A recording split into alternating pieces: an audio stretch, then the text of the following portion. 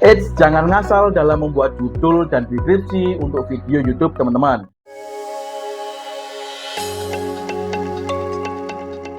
Pada video kali ini kita peruntukan untuk teman-teman kita yang masih pemula ya. Bagi teman-teman yang mungkin sudah pro, mungkin tips berikut ini sudah tidak teman-teman gunakan lagi. Oke, membuat judul dan deskripsi yang efektif ini sangat penting ya untuk meningkatkan performa dari video YouTube kita. Judul dan deskripsi yang relevan dengan kata kunci yang sering dicari akan meningkatkan kemungkinan video teman-teman muncul di hasil pencarian.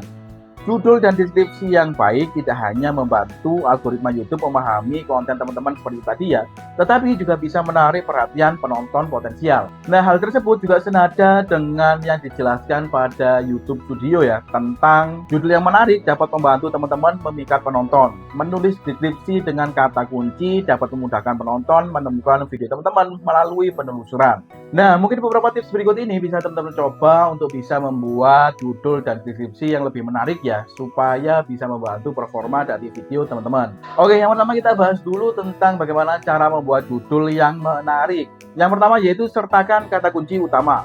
Pastikan kata kunci utama yang menggambarkan video teman-teman itu berada pada judul teman-teman ya. Misalkan nih teman-teman videonya tentang tips diet, ya teman-teman bisa menggunakan frasa tersebut pada judul teman-teman ya. Oke, kita lanjut ke tips yang nomor 2, yaitu buat judul yang singkat dan padat. Usahakan untuk membuat judul itu tidak terlalu panjang ya. Usahakan tidak melebihi 60 karakter untuk menghindari pemotongan di hasil pencarian. Tetapi juga tergantung dengan kebutuhan teman-teman ya. Jika memang teman-teman membutuhkan judulnya itu panjang, ya tidak ada masalah. Mungkin teman-teman bisa mengeditnya, kapitalnya mungkin tidak harus besar semua. Jadi besar kecilnya bisa teman-teman atur ya.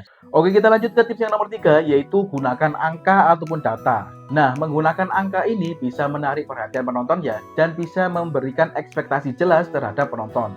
Misalkan nih teman-teman membuat tentang tips diet tadi ya, teman-teman bisa membuat judulnya mungkin seperti ini, 5 tips diet sehat untuk menurunkan berat badan. Nah, memberikan angka 5 ini akan membuat itu tadi ya, menarik perhatian, lalu memberikan ekspektasi yang jelas terhadap penonton untuk melihat video kita. Oke, kita lanjut ke tips yang terakhir, yaitu pancing rasa ingin tahu. Jadi teman-teman bisa menggunakan kata-kata yang membuat penonton itu ingin tahu begitu ya. Misalkan nih kata-kata rahasia, cara efektif mungkin, ataupun langkah tak terduga.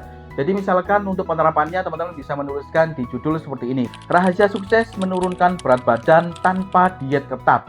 Nah, memberikan frasa-frasa ataupun kata-kata yang membuat penonton ingin tahu ini terbukti bisa sangat efektif ya, supaya penonton itu mau mengklik video ataupun judul kita. Nah, mungkin itu tadi ya beberapa tips yang bisa teman-teman coba untuk bisa membuat judul yang menarik. Nah, hal tersebut juga senada dengan yang disampaikan oleh salah satu mentor di YouTube yang mengatakan bahwa untuk membuat judul yang bagus itu memiliki 2 karakteristik utama. Yang pertama yaitu mudah ditelusuri dan yang kedua adalah menarik. Mudah ditelusuri di sini berarti judul kita bersifat umum atau memiliki kunci utama. Jadi ketika ada orang yang mencari sesuatu di YouTube, maka video kita akan ikut direkomendasikan ataupun ikut muncul ya.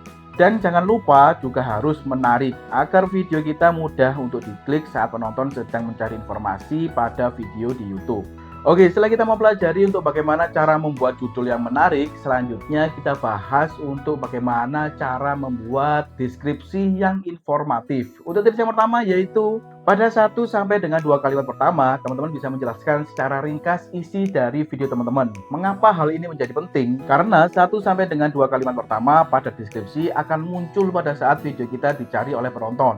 Hal ini akan berpotensi mempengaruhi apakah penonton itu lanjut mengklik video kita ataupun tidak ya. Dan tak lupa juga teman-teman juga harus menambahkan kata kunci utama pada awal-awal kalimat di deskripsi teman-teman ya. Hal ini juga senada dengan panduan yang ada di YouTube Studio yang mengatakan bahwa teman-teman dapat menyediakan ringkasan tentang video dan menempatkan kata kunci di awal deskripsi. Nah, sampai sini teman-teman sudah mulai ada gambaran ya pentingnya 1-2 kalimat pertama pada deskripsi kita.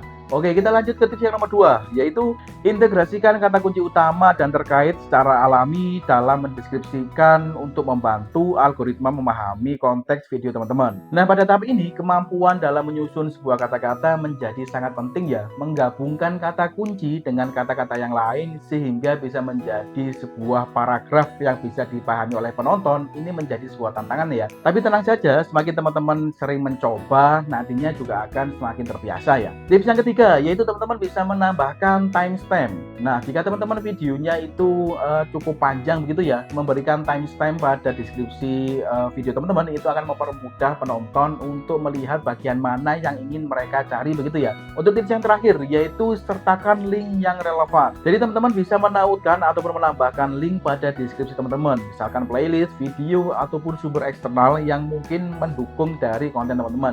Atau misalkan teman-teman membuat kontennya itu berjenjang ya, part 1, part 2, part 3. Jadi misalkan pada video part 2 teman-teman, pada bagian deskripsi teman-teman bisa mencantumkan link video dari part 1-nya dan link video dari part 3-nya.